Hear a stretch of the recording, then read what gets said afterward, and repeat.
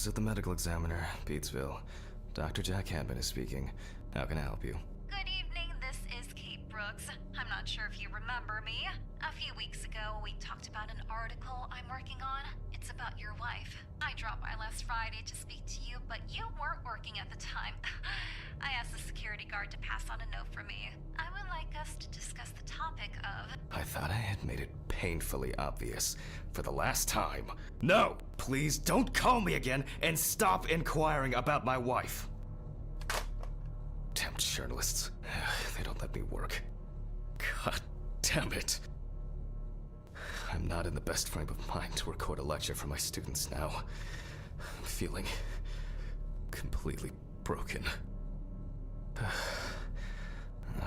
Where did I leave my meds this time?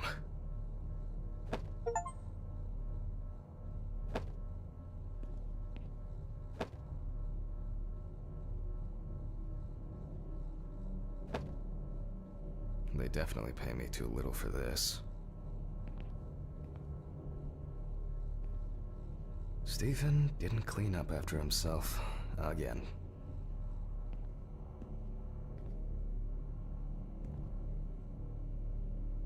Medical University diploma. I didn't know then that I would prefer corpses to living people.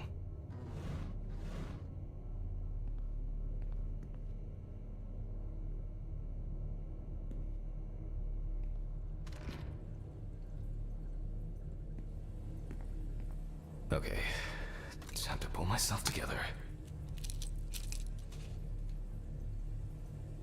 And get back to work. I need to set up the camera first.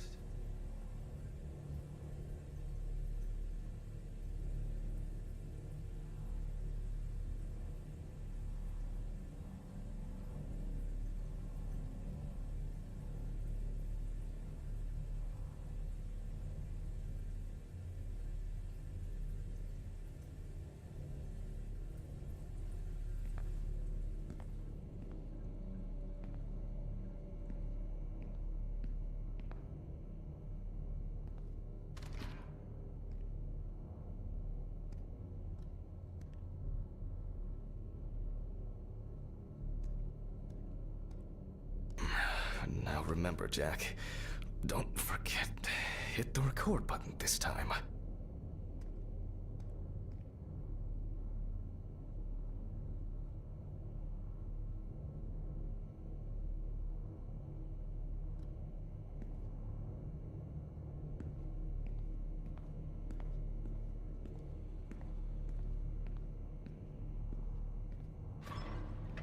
Hopefully the new tripod is going to hold up.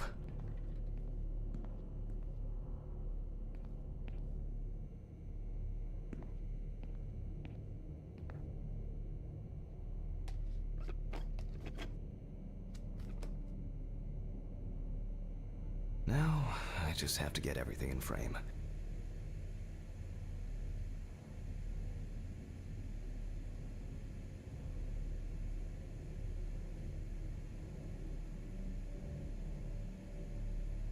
This should be fine.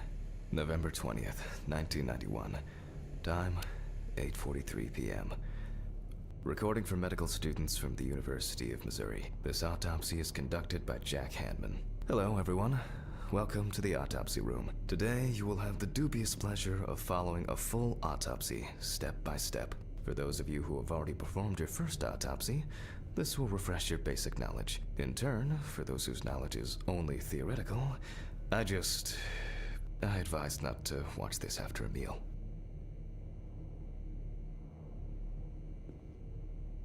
Scalpel, scissors, syringe, magnifying glass, knife. I guess I forgot to clean the knife.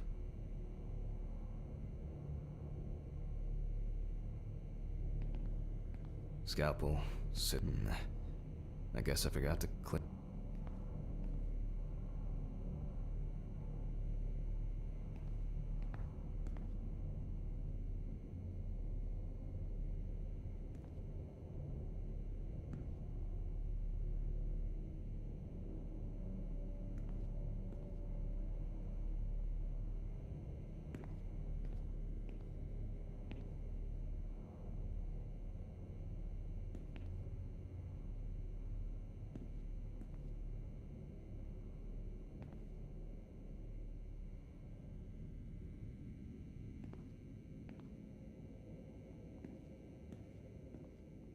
Let's start.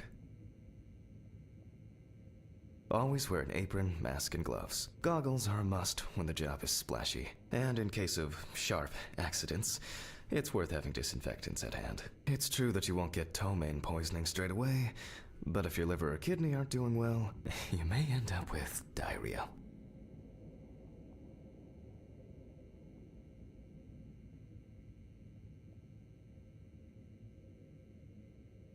The cadaver is placed on its back on the autopsy table. The pathologist stands on the right of the deceased. Make sure that all the necessary tools are always at hand so that you don't have to run around looking for something, like I do all the time.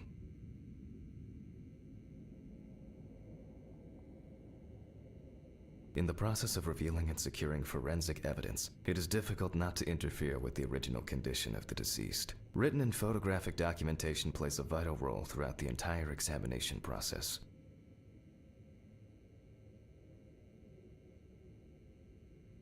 During your research, be patient, inquisitive, but above all, attentive to detail. Many entries are visible at first glance, but sometimes they can be cover for more interesting stories. And lastly, remember that nothing teaches you self-narration like working with the dead. So get used to that fact soon. Everyone will think you're talking to yourself. Now, onto the police folder. That will contain all sorts of pertinent information as to who the deceased might be and what potentially happened to them. So, let's take a closer look, shall we?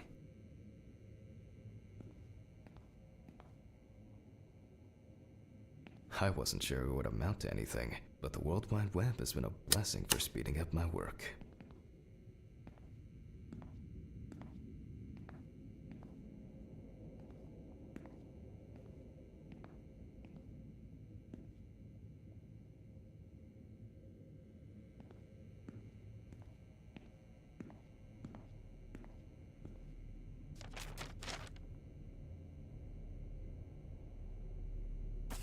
The deceased's name is Tobias Chambers, locally known as Old Toby. Homeless and unemployed for at least a couple of years.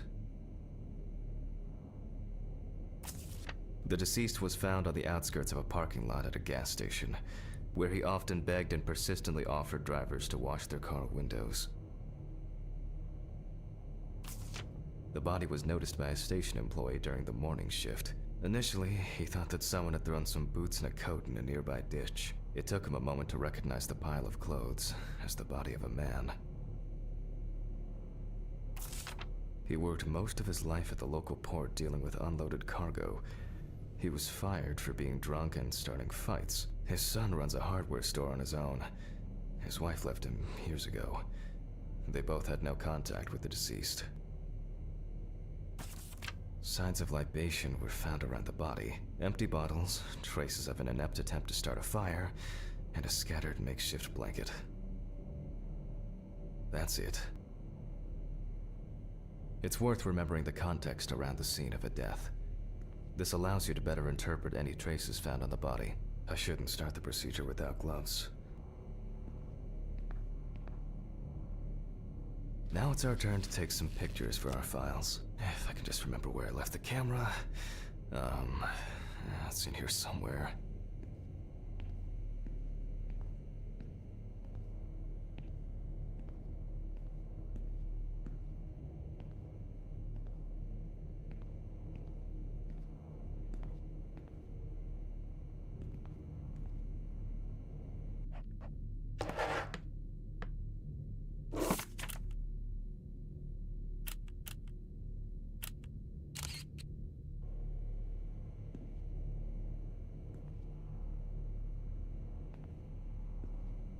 Aha! There you are. I knew it was here somewhere. As I mentioned at the beginning, before we begin the internal examination, we need to document the cadaver and the condition it arrived in. We begin with a full body photo. Try and stick to the top-down rule, but this is not always possible. Let's keep in mind it's all about the legibility, not the perfect frame.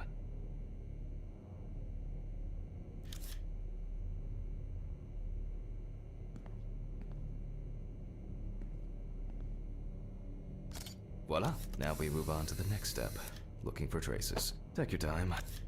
Look at the corpse from different sides, from different angles, up close, and from a distance. You're looking for anything out of the ordinary. Some wounds on the feet and signs of frostbite, probably because the subject's shoes were too small.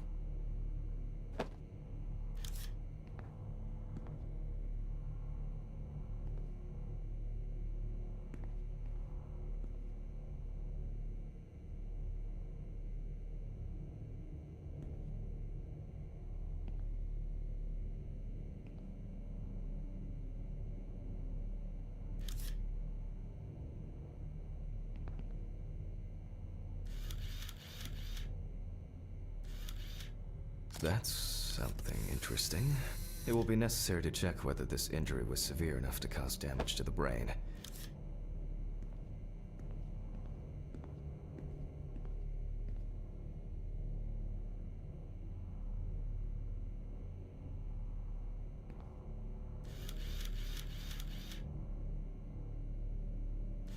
Poorly healed wound.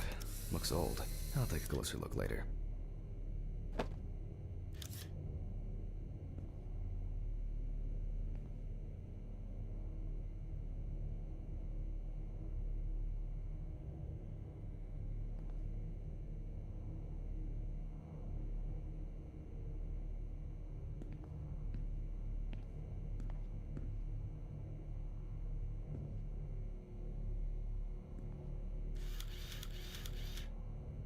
Hardened hands, worn out by physical work, and frostbite? In a moment, we will check which of our initial observations will be worthy of further consideration. But before we get to that, I need to write down some basic data.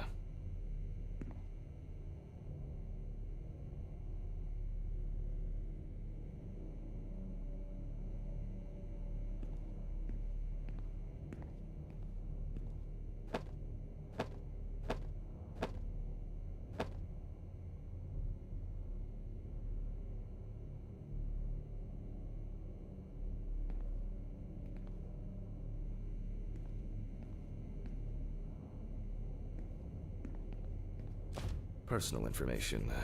The deceased was unclothed. Date. Okay. As you can see, I note everything down on previously prepared forms. Every pathologist must keep a detailed record of every step of the autopsy. This not only allows you to track the procedure, but also collates the results together, upon which you may back up your conclusions. So, enough of the boring prep. Let's begin by taking a closer look at the spots I photographed earlier. For this, you're going to need a magnifying glass.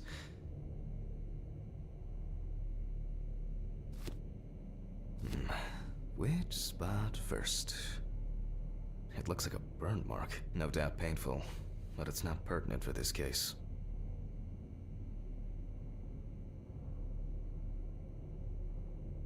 Here we can see frostbite on the fingertips. We can tell by the characteristic skin color.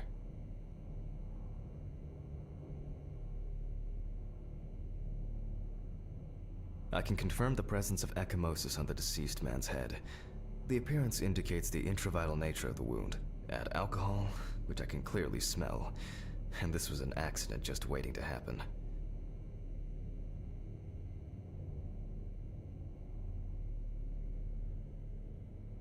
Definitely a painful mix of frostbite, abrasions, and blisters. Old Toby had been wearing shoes too small for him for a very long time. That's if he wore any at all. So far, there are a lot of superficial wounds, but only one serious injury to the head. Let's go back to our notes.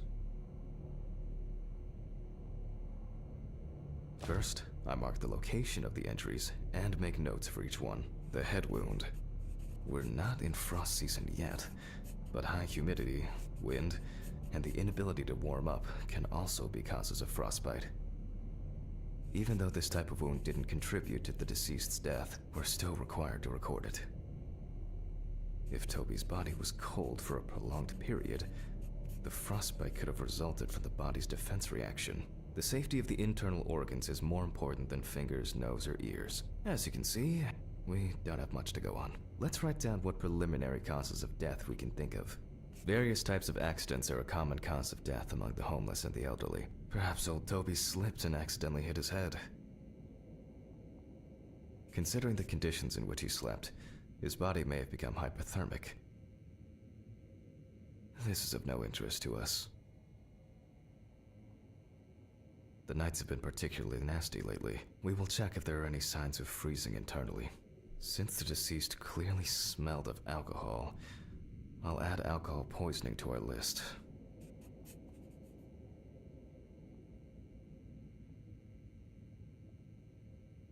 We still have one thing left from the basics: rigor mortis.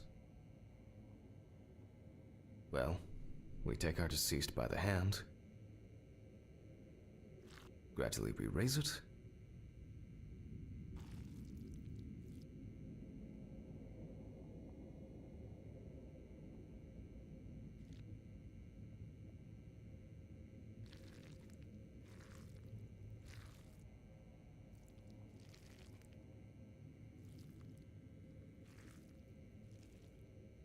now let it go.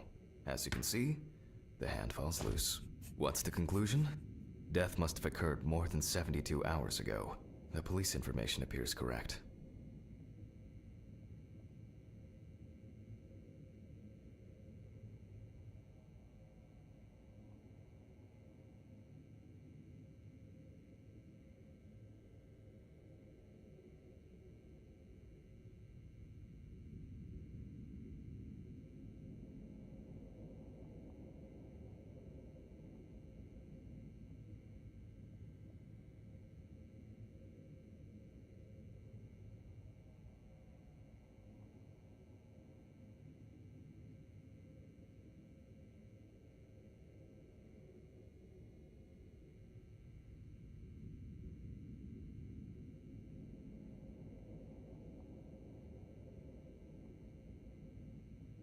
Head trauma seems the most promising, so we'll start there. For this, I need an oscillating saw.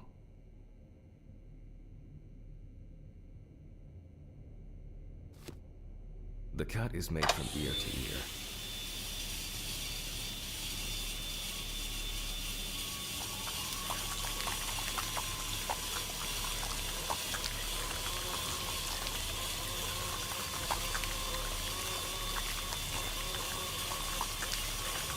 After which, we remove the skin and the top of the skull.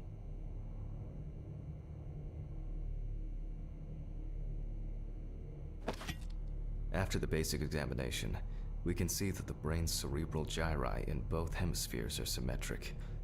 The brain looks good. Let's take a cross-section. Some pathologists prefer to examine organs without removing them. However, for me, it's much more convenient to examine them on a board, which we'll do now.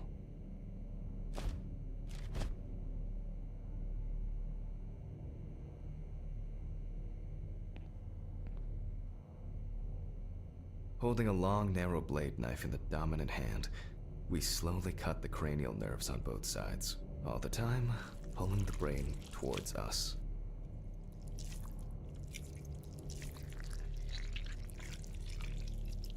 So far, so good. The hematoma seems to have had no effect on the brain.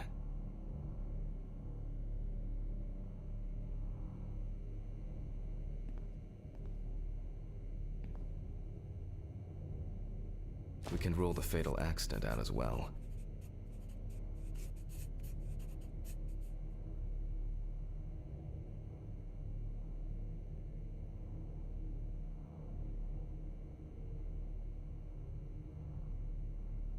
Brain is in good condition, so we have no choice but to proceed to the internal examination of the other organs. I grab a scalpel from my kit.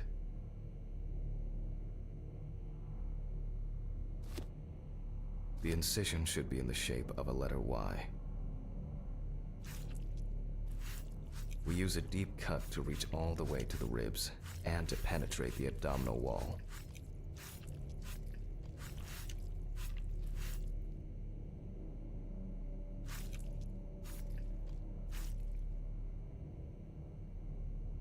All right, now we peel back and separate the skin.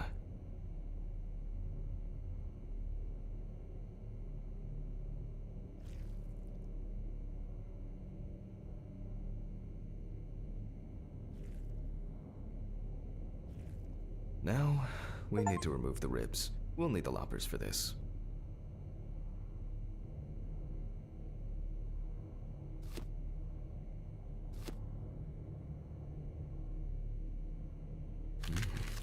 Quite a satisfying crunch, for some anyway. After removing the cartilage tissue, we instantly noticed two things. Firstly, there is no congestion of the internal organs. This means that although the deceased was hypothermic, it didn't kill him. Secondly, the deceased smoked like a chimney. So, we should take a closer look at those lungs.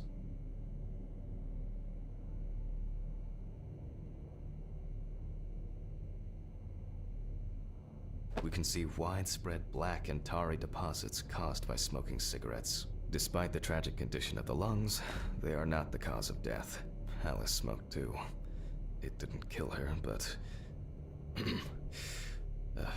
what was I talking about? Lungs. Yes. Advanced inflammation.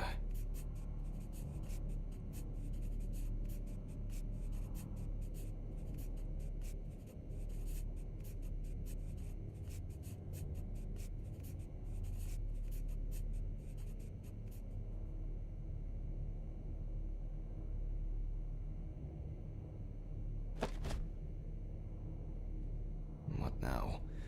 The syringe. Now's a good time to collect some samples.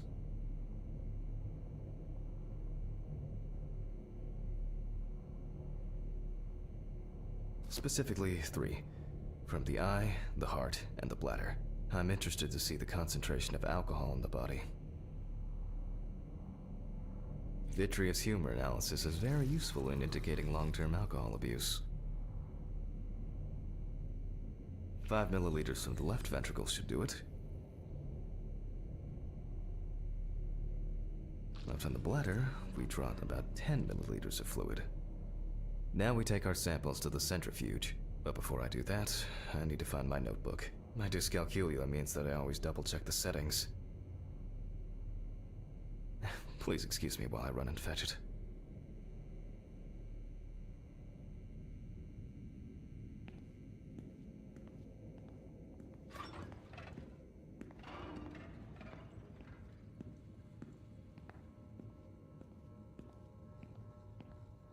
This old thing is covered in stains.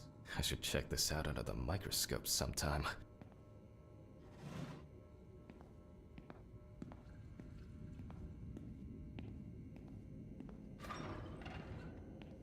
Let's get back to the examination. We put all of the samples into the rotor.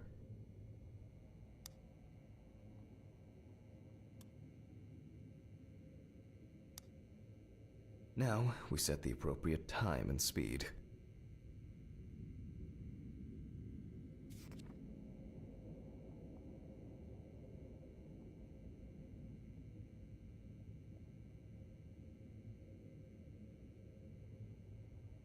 Okay, let's roll.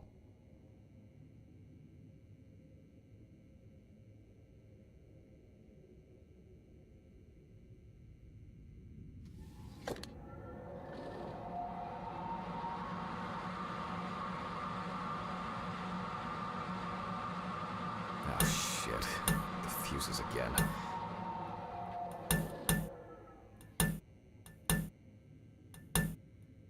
Where were we? Oh yes, the blood alcohol concentrate. Let's see what we've got here. Everything's separated as it should. Our lab is closed until tomorrow after the last, incident. However, considering that Toby's favorite eau de parfum appears to be ethanol, I'm guessing the results won't surprise me at all.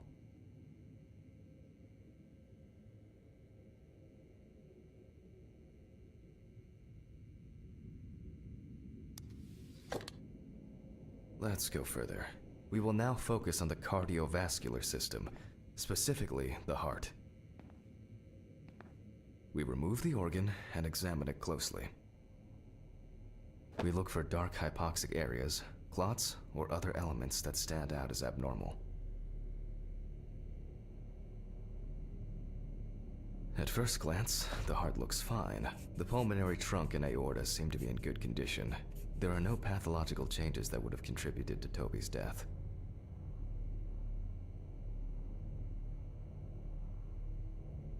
Now let's take a closer look at the stomach.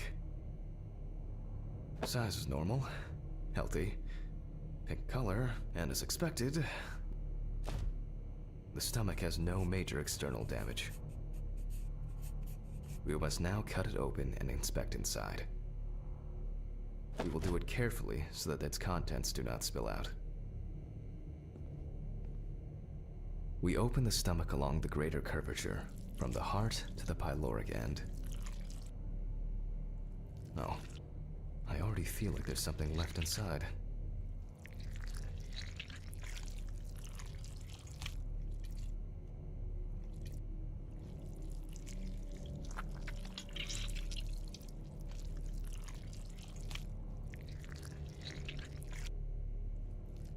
Okay, large amount of gas, small amounts of yellow, grayish food content, resembling some kind of meat. Either our deceased hadn't eaten in days, or the bulk of his stomach had already found a way out. Looks like I'll have to find the missing contents.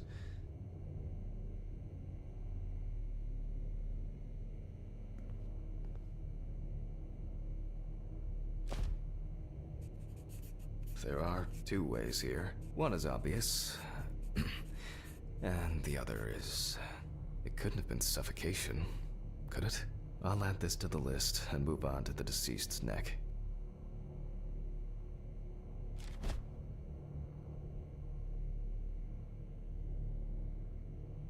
At first glance, the trachea looks normal. Same result as with the stomach. The external inspection doesn't tell us anything. This time we'll cut on a tray.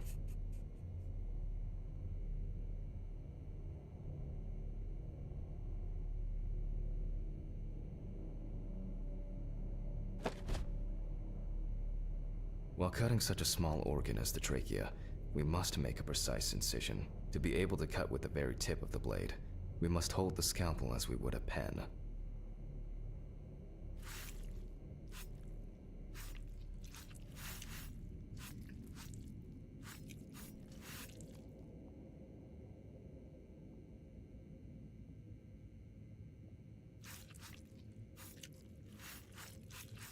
And after careful examination and deduction, we've got it. A clogged trachea. It's time to summarize the whole thing.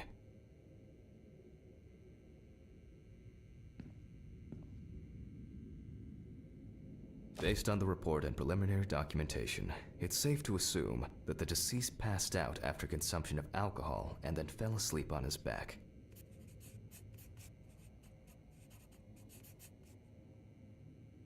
Then, the gastric contents refluxed and flooded the airways, causing death.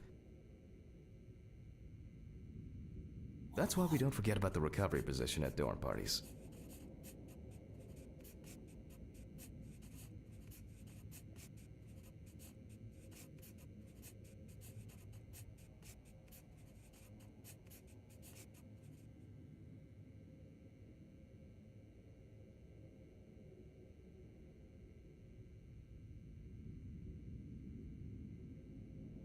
And now it's all clear. The mystery is solved. But for us, this is not the end. First, the dead body needs to be cleaned up.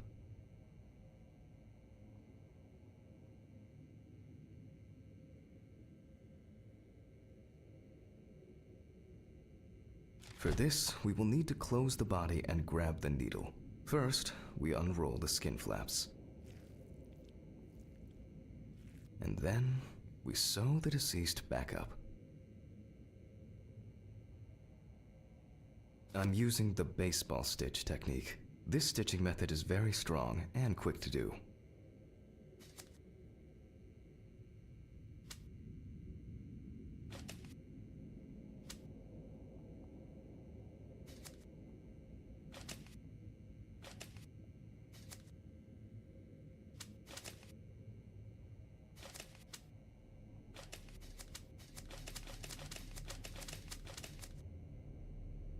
Beautiful. Now we say goodbye to the deceased and put them safely in the fridge, ready for the next stage of their journey.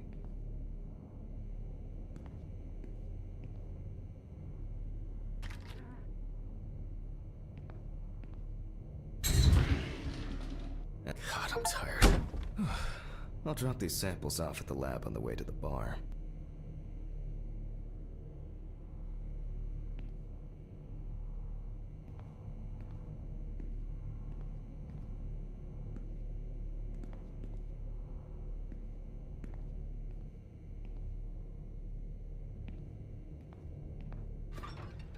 I'll call Steven. I don't feel like drinking alone today.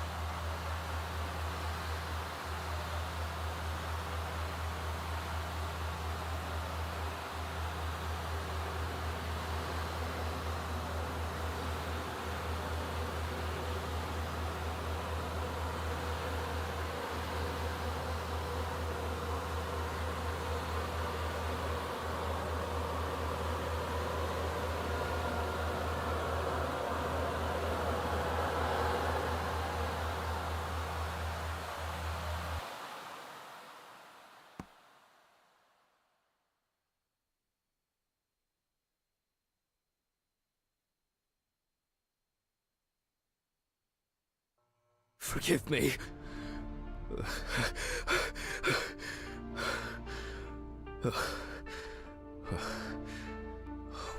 What?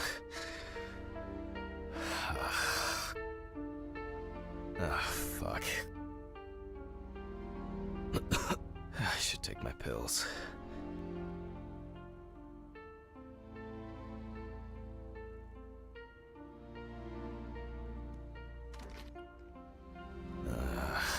So much light everywhere.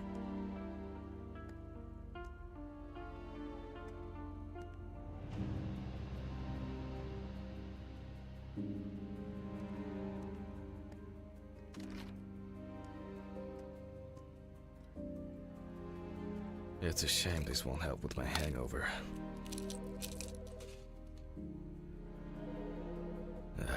The fucking phone.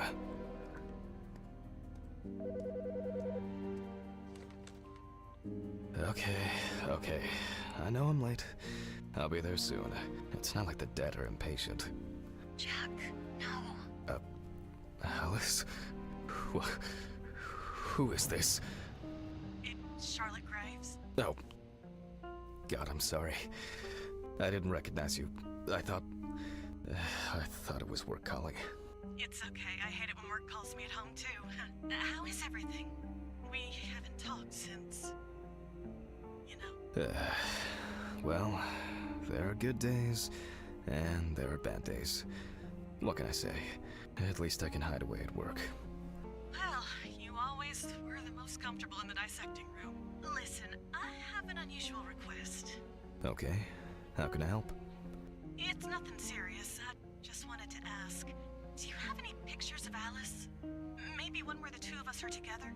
I'd love to have something to remind me of her. I guess. I'm not sure. I'll look through her things. Thank you. I'm sorry to trouble you with this. All this can't be easy for you. I'll get through it somehow.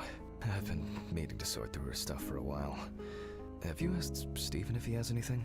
Yes, I spoke with him this morning. He said he gave everything to their mother and that I should ask you. I see. you're trying. That you cope somehow.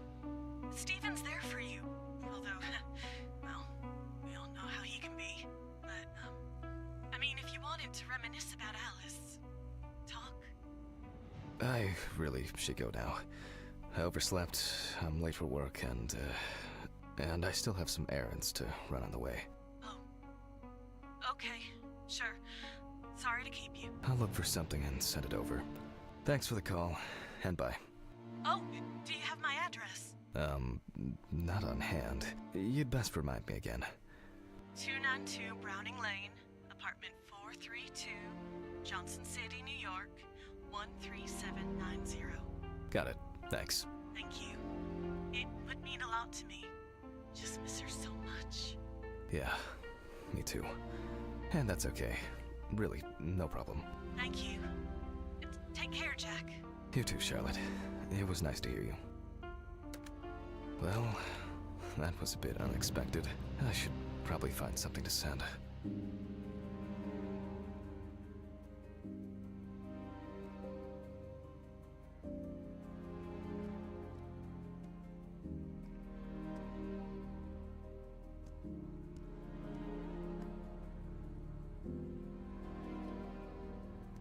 An indispensable element of every office. I should really try and read a few of these.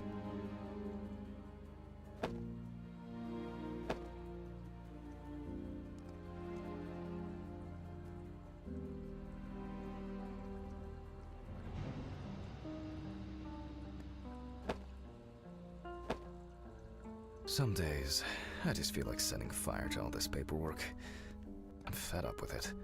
It hurts too much to look at these, but I can't throw them away. It hurts too much to look at these.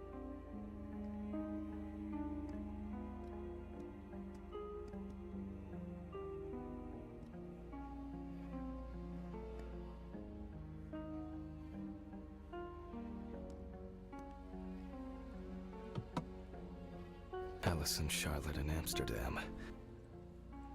It would be better if Charlotte had this. It deserves to be on display and not hidden in a drawer.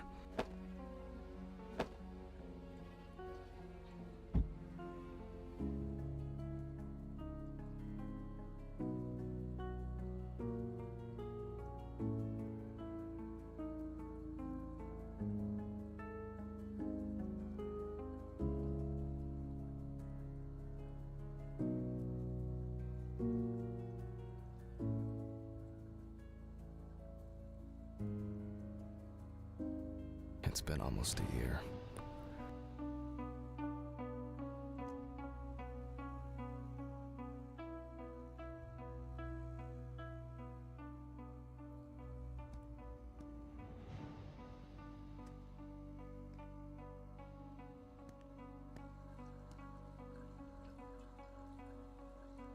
Okay, time to go to work. I'm seriously late.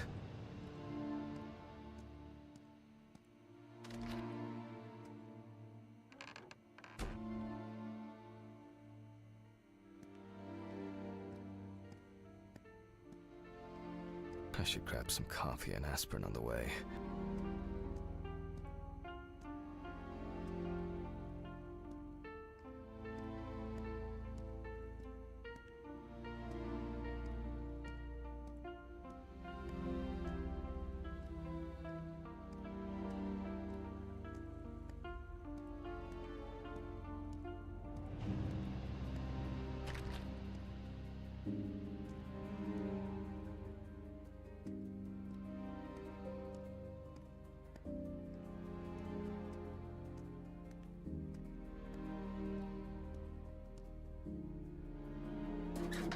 I hope this helps, Charlotte.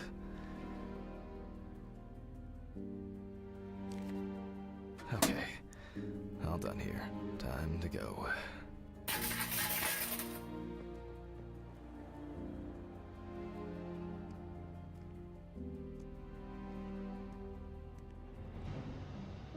Damn, I forgot my jacket. Ah, well, I'll brave it for tonight. Too bad.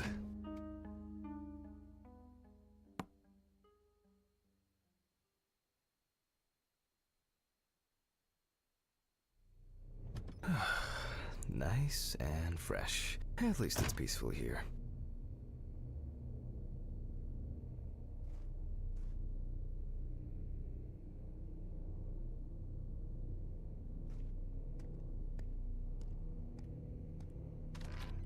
Good evening, Mr. Ridley.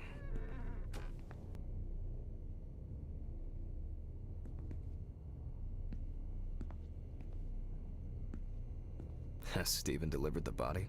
Mm-hmm. Did he leave it where he usually does? Uh-huh. As always, it's a real pleasure talking to you. If you say so.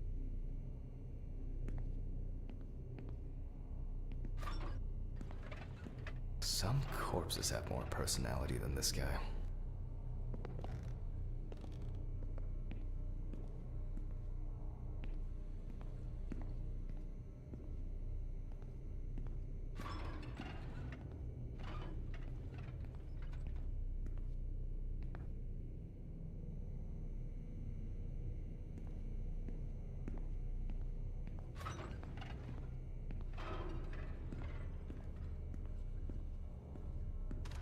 Christ.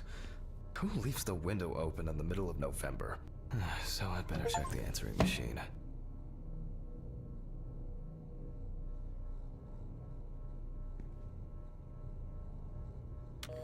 Hi, Jack. I dropped by a little early today.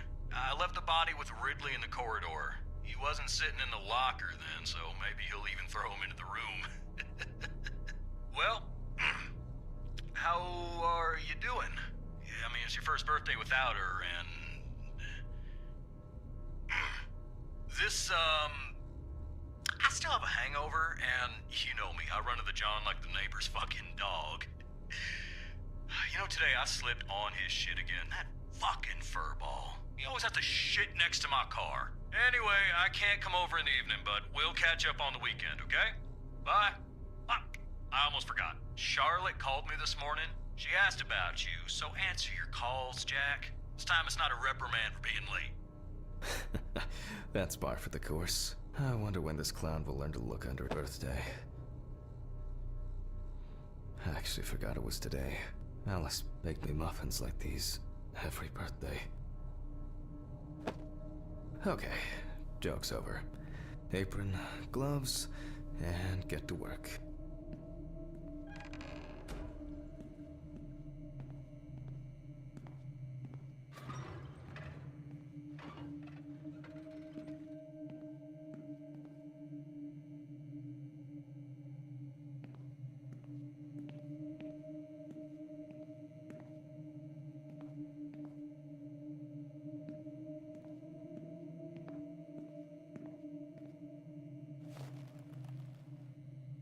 I need to order another batch of these. I've got to remember to do that later. Ah, man. I remember you. You were on that talent show. What was your name again? Steven laughs at me for recording everything. He says I have a bigger collection of stuff like this than most of the creeps he's caught. November 21st, 1991. Time, 9:13 p.m. The autopsy is conducted by Jack Hanman. Lecture for the Medical University of Missouri. After yesterday's lecture, you should already know the ins and outs, so today we'll be consolidating our knowledge. So, where do I start? That's right, police folder. Ah, yes, Samantha Barker. Now I remember, there's probably going to be a lot of chatter about this. When questioned, friends admitted that Samantha's last days before losing contact seemed extremely happy and relaxed. She also quit drinking alcohol and mentioned something about rehab. The friend also admits that there was no indication of an impending tragedy.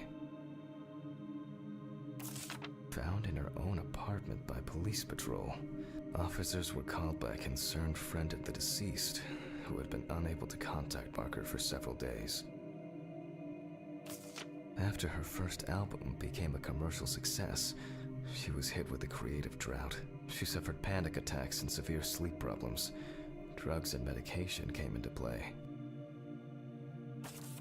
During the interrogation, a friend of the deceased admitted that Samantha never got to grips with the sudden fame that came after winning such a high-profile talent show. The deceased was found in her own apartment, in a semi-recumbent position on an armchair. Large quantities of alcohol and empty packets of sleeping pills were also found in the apartment. Well, let's see what settled this matter. As you can see, the body is fully clothed. Therefore, before we move on to photographic documentation, we must remove the clothes. This time, we don't have to focus on the clothes too much. However, there are cases where a clothing analysis can lead to the cause of death. Scalpel, scissors, syringe, magnifying glass, knife. Okay, now we can continue with the examination. Again, begin by taking photographs of the cadaver. I guarantee that over time it will cease being embarrassing for you. First, we photograph the whole body. And now, any suspicious looking marks or wounds.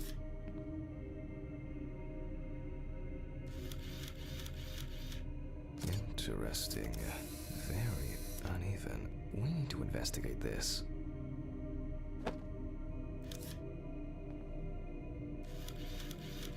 You don't get such bruises from a normal contusion.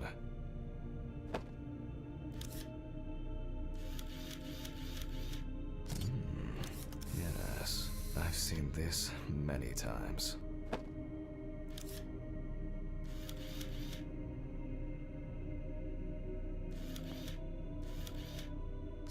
Well, there's even more here.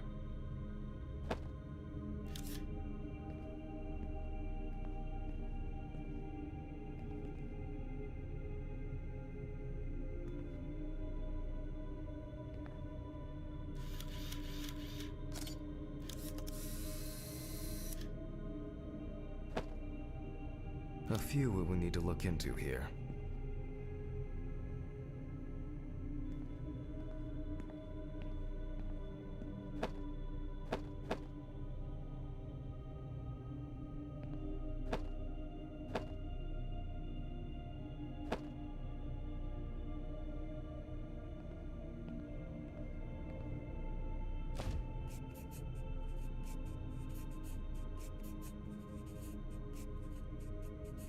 Notes prepared. Time to take a closer look.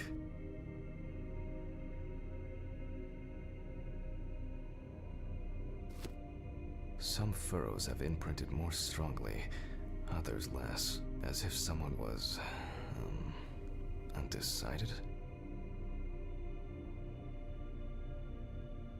The number of bruises suggests that there may have been some kind of tussle.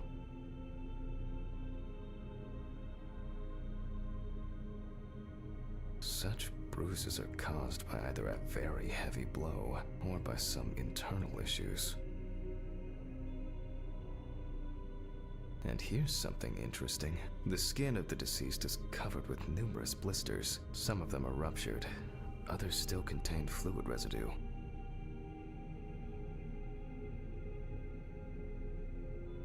More numerous blisters. We have some leads to investigate here. Let's write this down.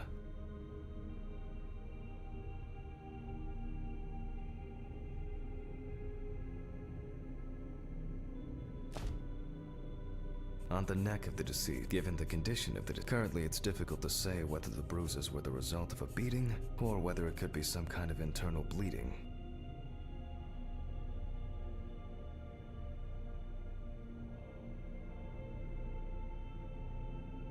Although it's easier to have abrasions on your feet, but the number and size of the blisters suggests that it's probably a matter of barbiturate poisoning. In general, such blisters usually appear in the case of mechanical abrasions, but due to the place of occurrence, this should be excluded. The most likely cause of such skin changes is the high concentration of barbiturates in the body. A severed spinal cord, trauma to the larynx, or trachea will verify whether the hanging was the final nail in Miss Barker's coffin. The examination with a UV lamp will dispel some doubts. Potential attackers could have left traces. After examining the organs, we can easily verify whether there was internal bleeding or whether the deceased was suffering from something. To be checked in the lab later. I'll add barbiturates to the list of necessary tests. Given the testimony of the victim's friend, I add alcohol poisoning to the list of potential causes of Miss Barker's death. A blood test will no doubt quickly verify that hypothesis. But first I'll check for external traces. For this we use the good old UV lamp. I look carefully at the whole body. UV rays will reveal any traces. The area around the head is empty. Torso, empty. Right hand clean.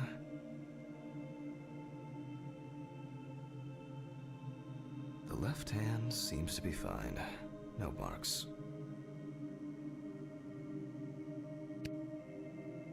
Legs, there's nothing here. Well, nothing to surprise us here. Now gently, we take the deceased by the hand.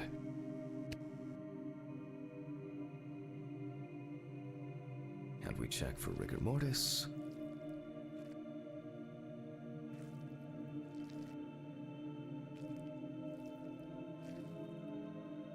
Again, the hand falls freely. Since we don't have a definitive lead, we will examine all the key organs one by one.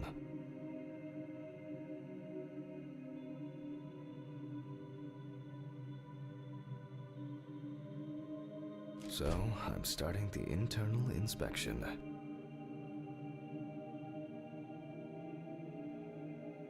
I dissect the skin of the deceased.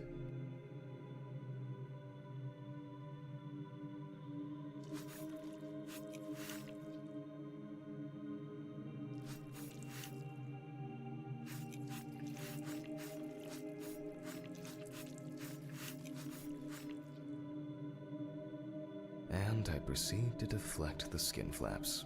Compared with yesterday's body, the deceased has only trace amounts of adipose tissue. Now for the ribs. What do we have here? Or rather, what don't we have? There is certainly no sign of internal bleeding. Before I disembowel the deceased, I will take samples for toxicological tests to determine the alcohol content in the body.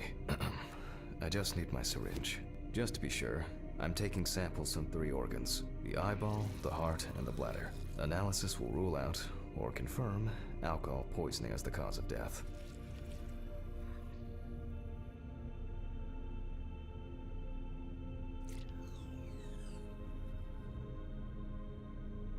I'll transfer these to the centrifuge.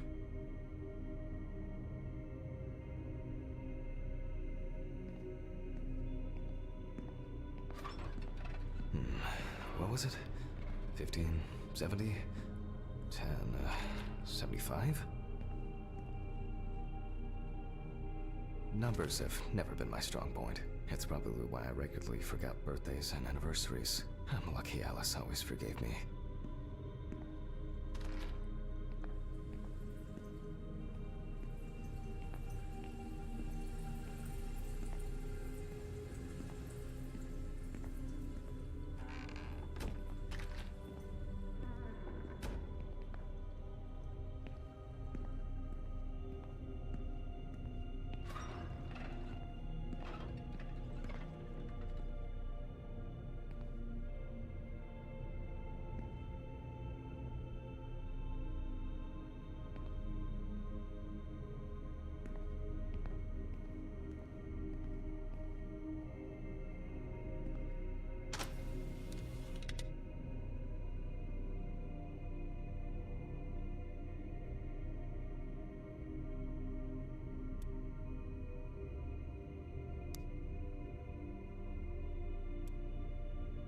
Gently does it with this old thing. Handle with kid gloves.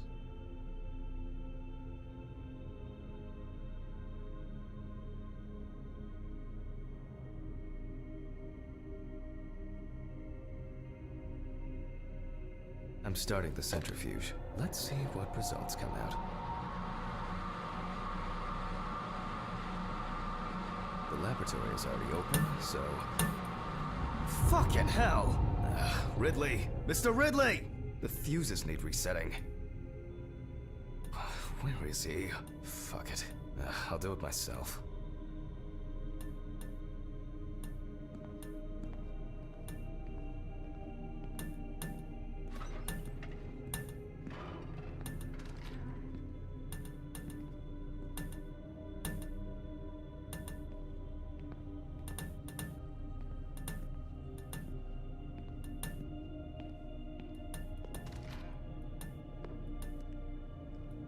First the right, and then the left.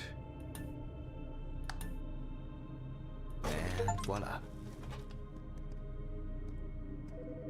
Oh, for fuck's sake. Can't I work?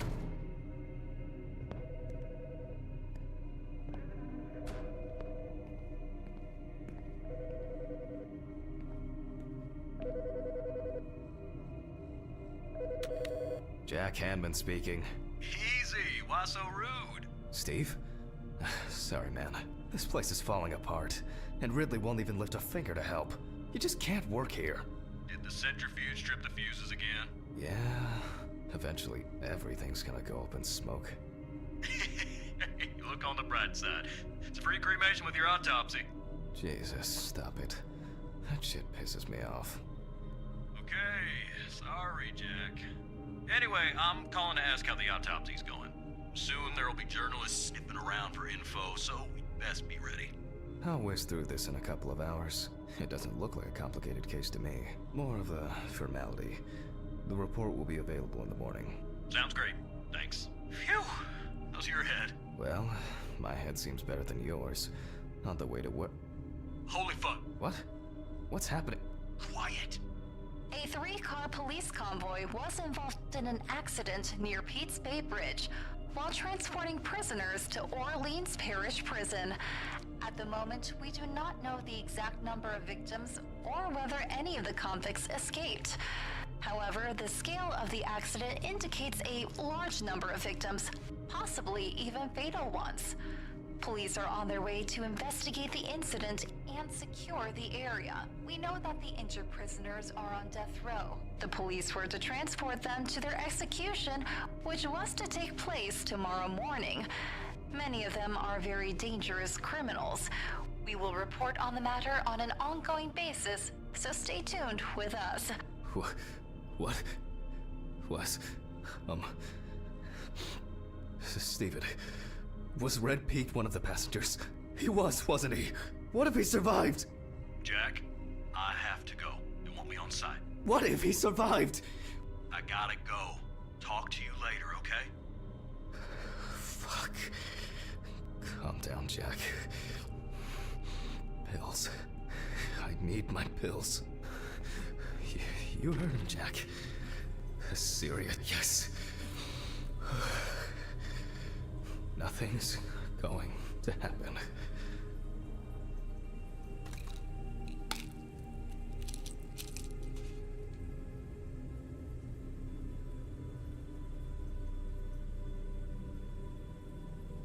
Christ. I've got to get back to work.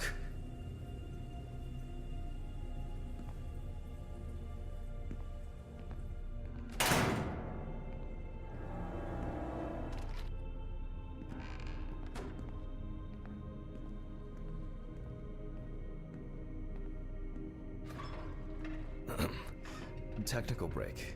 At least I know I can pursue a career as a janitor if I need to. My old but trusted centrifuge. Ideal for all the fluid tests I need to perform during an autopsy.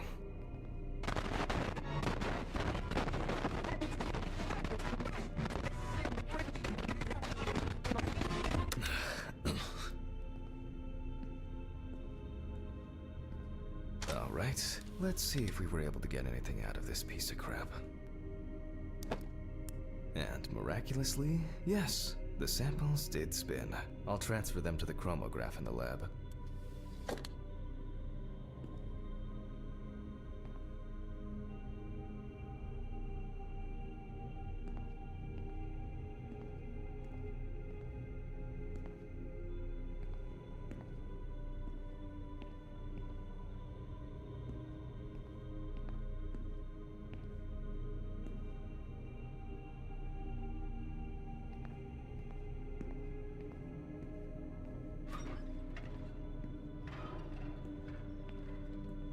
Alright, let's load this up.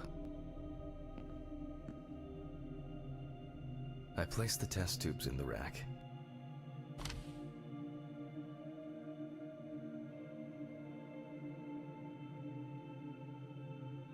Now, just take 5 milliliters from each.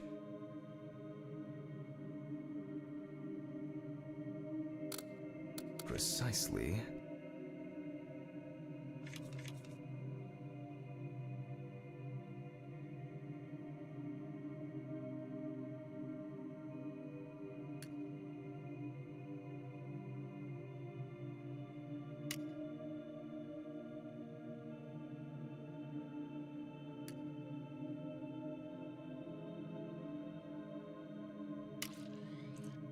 And the next.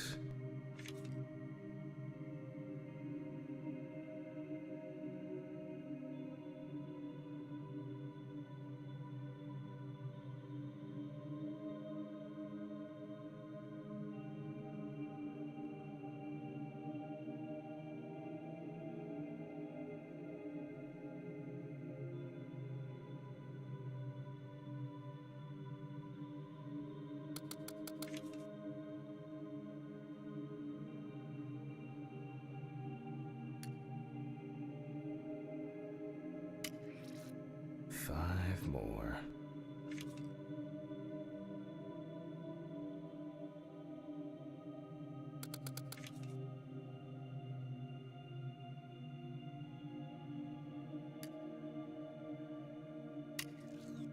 We put the prepared sample into the machine.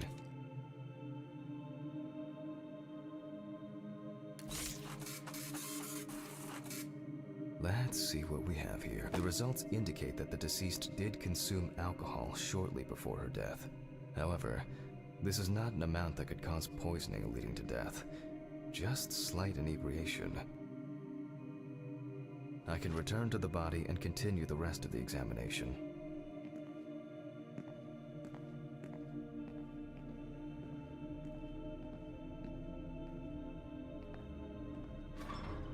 The chromatograph results show that we can eliminate alcohol poisoning from our list of potential causes of death. However, remember that alcohol can affect the functioning of the entire body.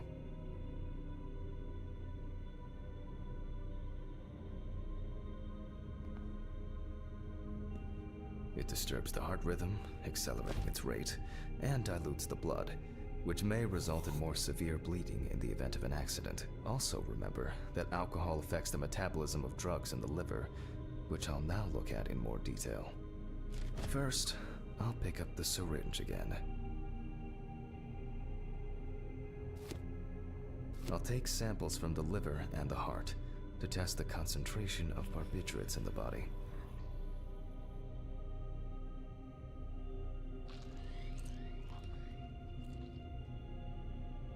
That's enough. I'll do the test later. I'd best not try my luck with the centrifuge right now. Now I remove the liver.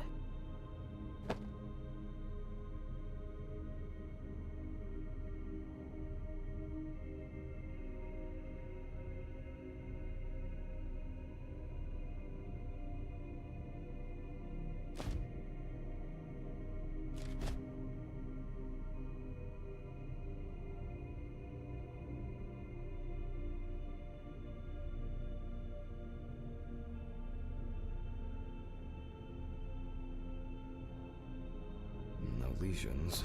However, it is slightly enlarged. Perhaps it's a slight inflammation or drug-induced damage. It may also be the result of the deposition of substances from drugs. Let's check the weight of the organ.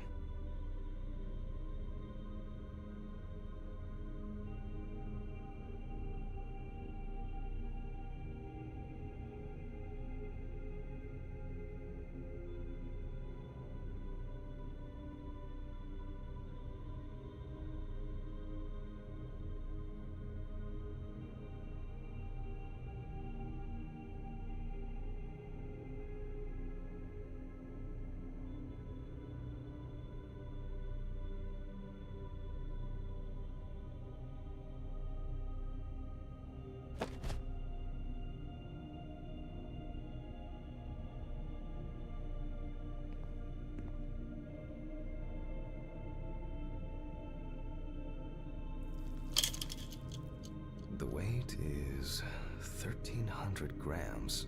The liver is enlarged.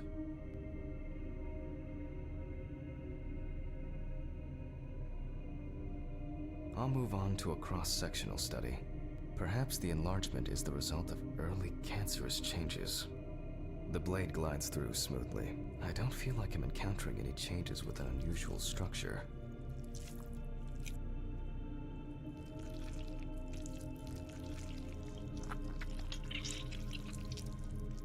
No steatosis or cirrhosis. The liver is actually quite clean inside.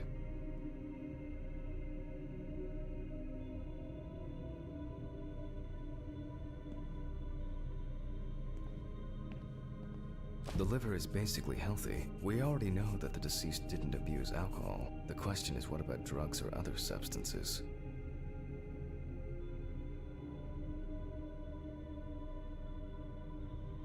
I move on to the heart.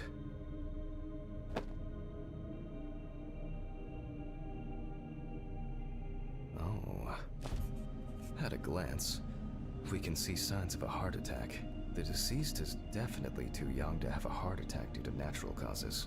The liver is enlarged, not from alcohol poisoning, and the heart looks like it has collapsed. So, I guess we need to go to the centrifuge and check for these barbiturates.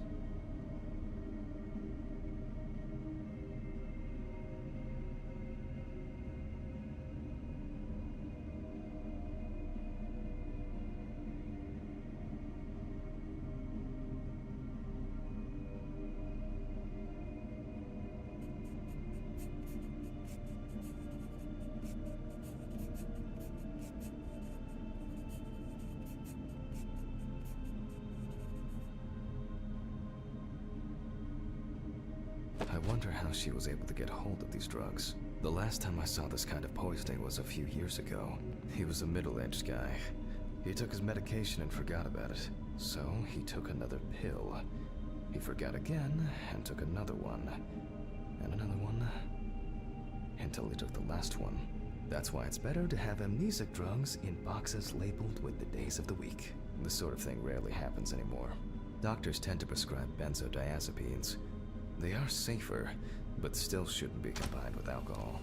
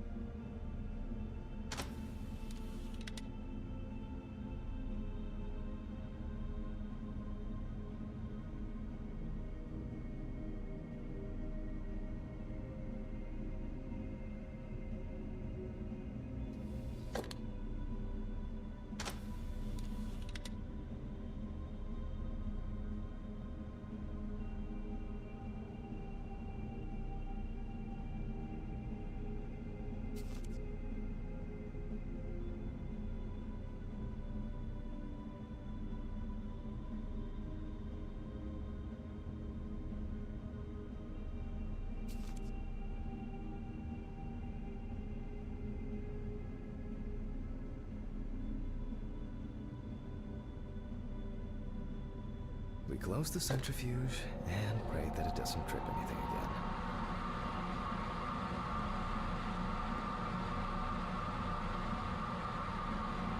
It looks like our luck is in.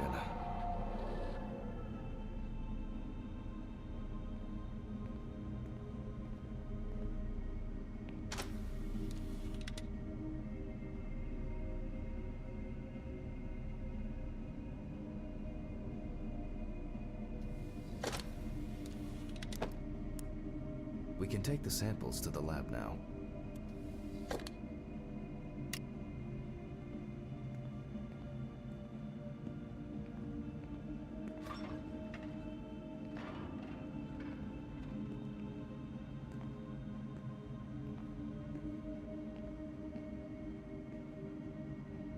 Okay, 2 samples this time. 6 milliliters each.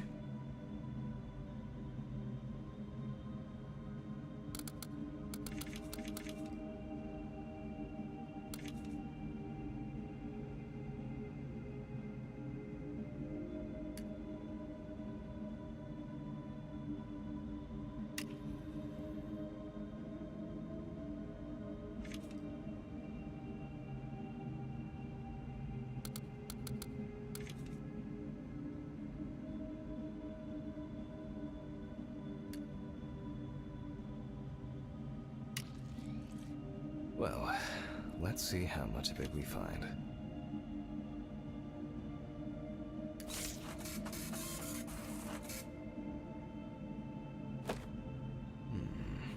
Nothing surprising. Significant amounts of phenobarbital metabolites of hepatic origin. Looks like I'll have to check the contents of the deceased's stomach.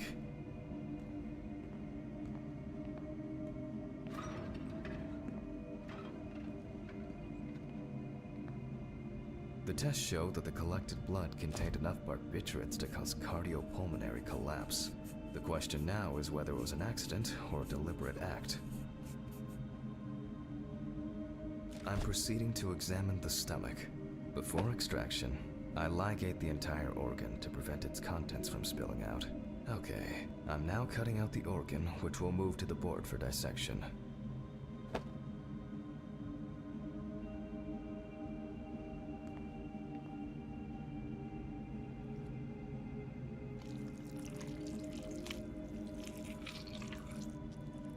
Normally, the stomach and intestines are full of surprises.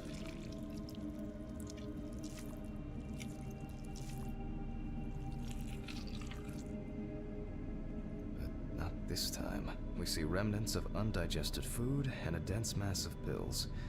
You don't take this many drugs by accident.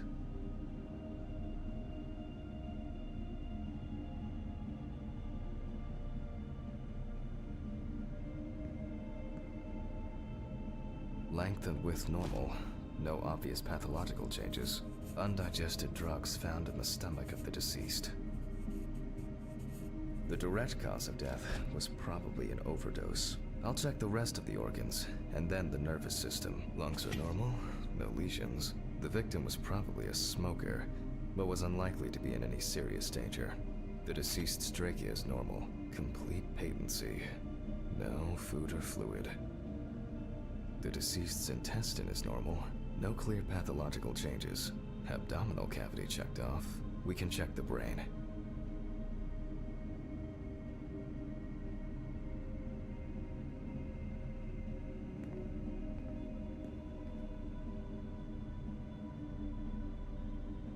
I make a cut to open the lid of the victim's skull and remove the brain.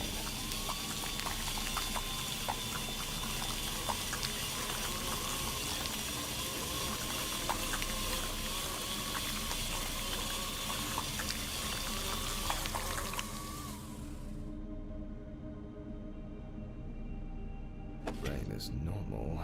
No obvious lesions. Alright. I need to dissect it on a board.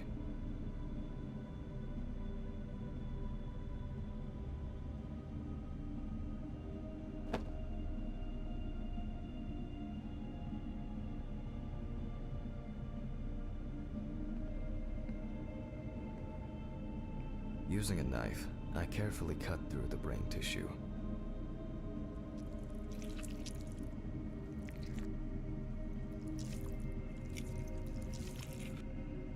As expected, the deceased's brain is in excellent condition. No discoloration or changes due to hypoxia.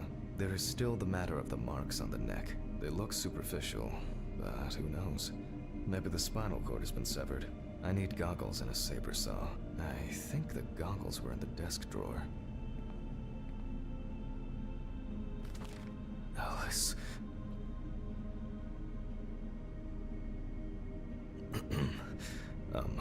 Saw. I need saw. Oh. I know. I probably left it in the basement after its last cleaning.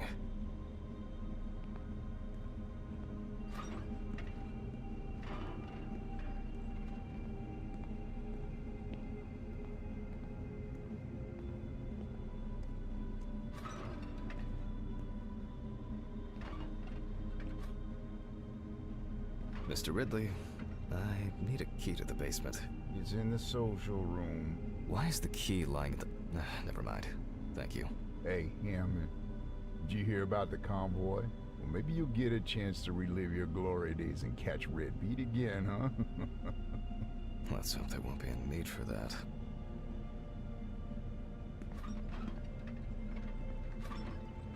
If only he could put that much enthusiasm into his work. I get the feeling that searching through this rubbish is more pathogenic than working with corpses. Please, may this be the last trip.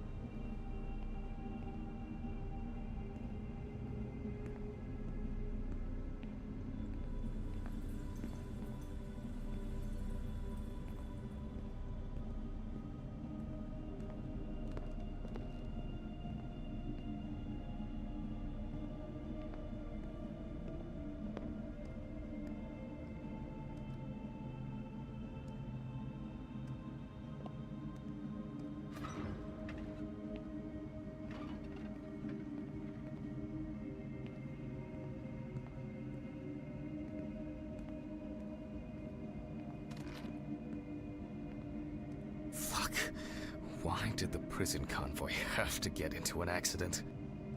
Jack, take a deep breath. Deep, pleasantly cool breath.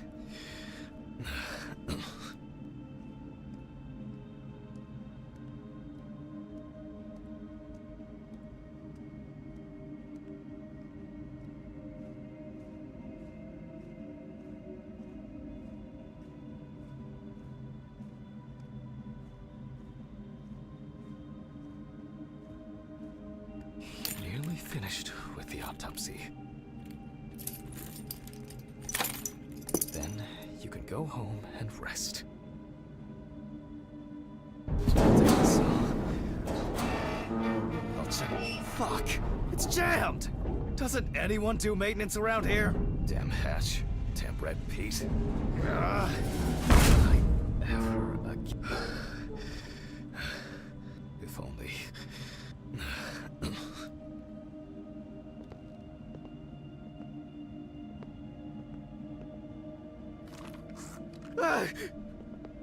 Forgot this thing was standing here. It would be easier if I put things away properly.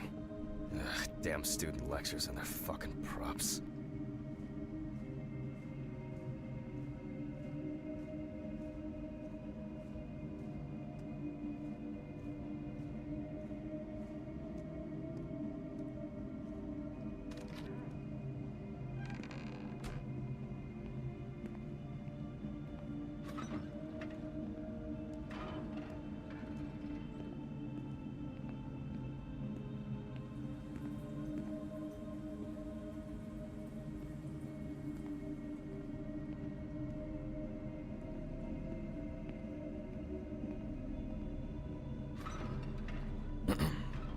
Sorry for the short interruption. I hope you all took the opportunity to grab some coffee. And now that I have everything I need, I'll move on to revealing the spinal cord.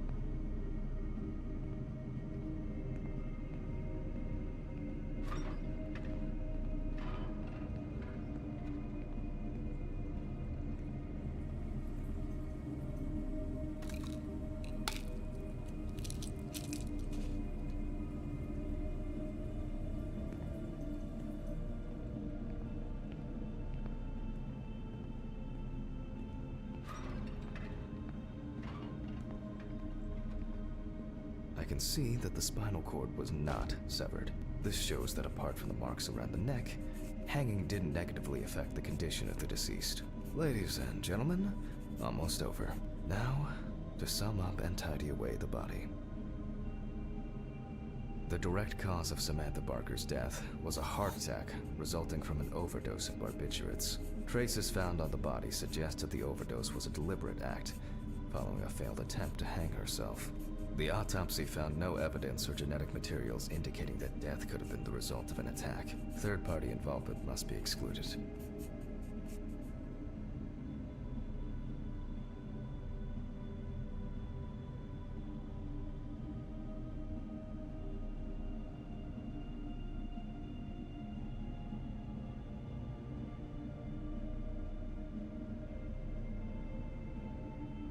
Autograph, and we can start sewing.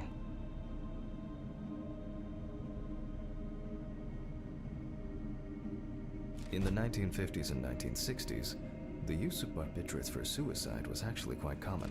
I think it was most talked about after the death of Marilyn Monroe. At home, it was a help and comfort. On death row, a farewell to the convicts. Well, that's the way it goes. It isn't the drug, but the dose that makes the poison.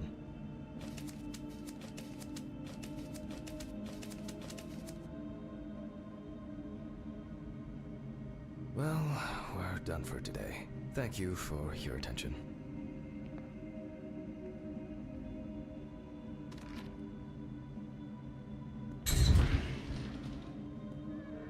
Tiring day. I can feel those hunger pains coming on. I guess I'll have to pick something up along the way.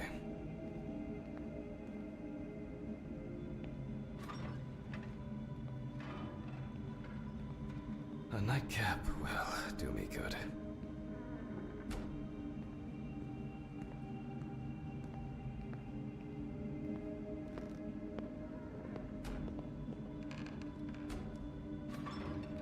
Good night, Mr. Ridley. The police will pick up the body and accompanying documentation in the morning. Sure. I guess there are actually two things in this world you can be certain of. Death and Ridley's reluctant attitude.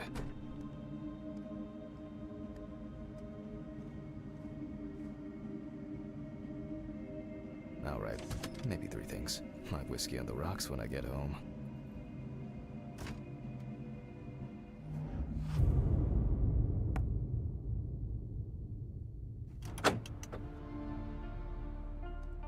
So cold. I guess I should have brought my jacket to work.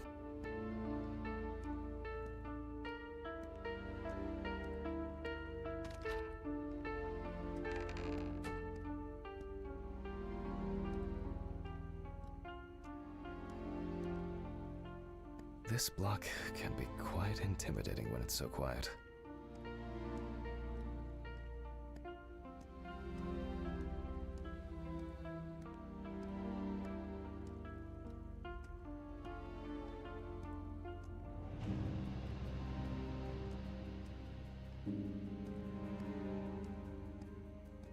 What?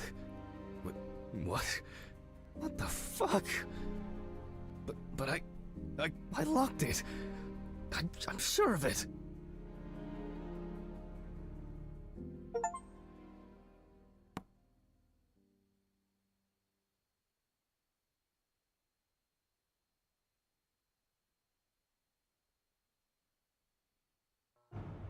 Who the fuck did this? I don't have anything valuable. Money. They must have stolen the money.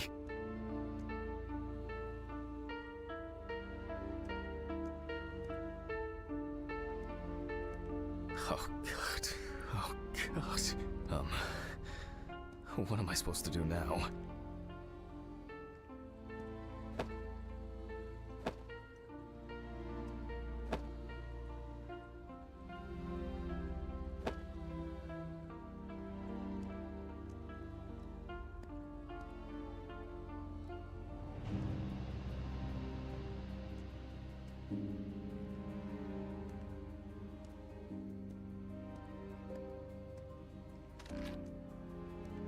Great.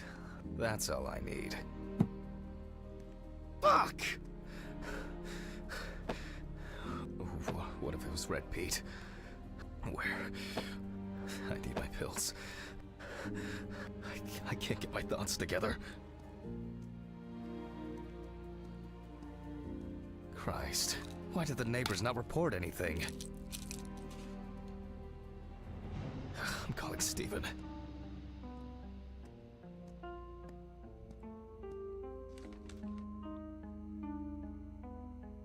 Stephen?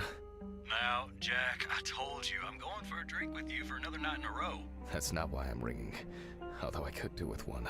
Someone broke into my apartment.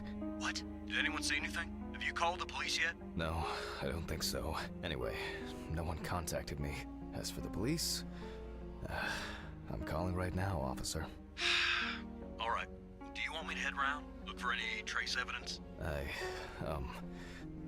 don't know.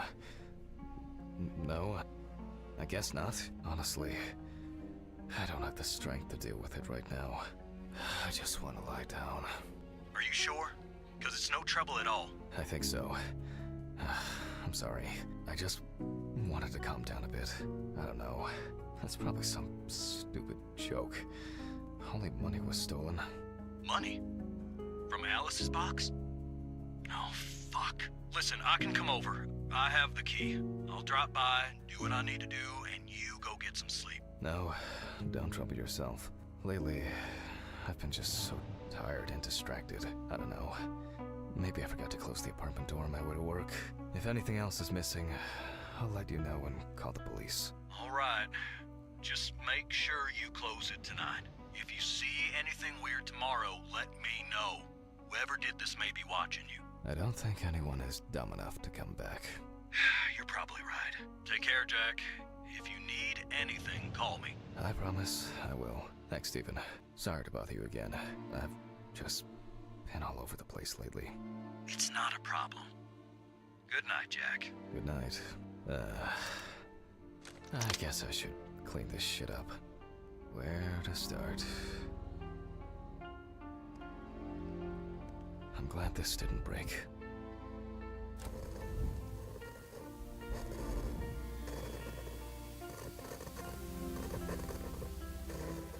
There you go. To be honest, I could leave it like this. Maybe I could bear it. I should pack this thing away. I have no interest in DIY at the moment.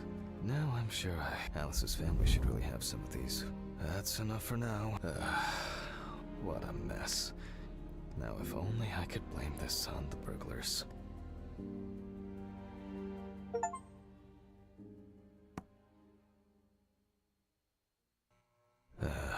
That's enough. I need to quickly change and finish getting ready.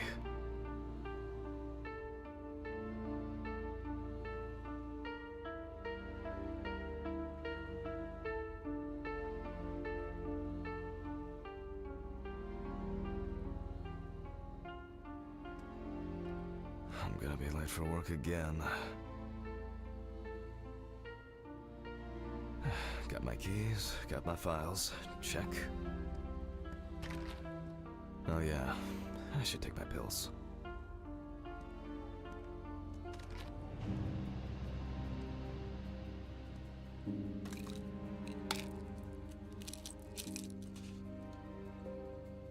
I feel like it takes me forever to finish these things. Time to go.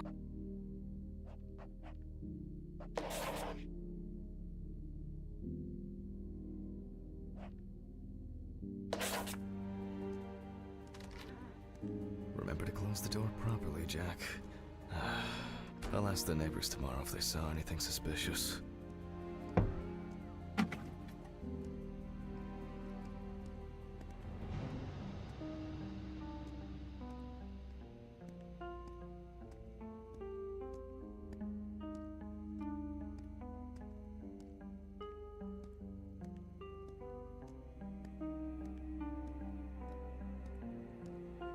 Ugh.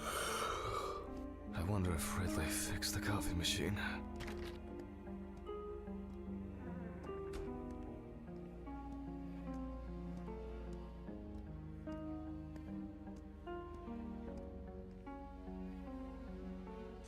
maybe a bit optimistic. I'd better grab a coffee on the way.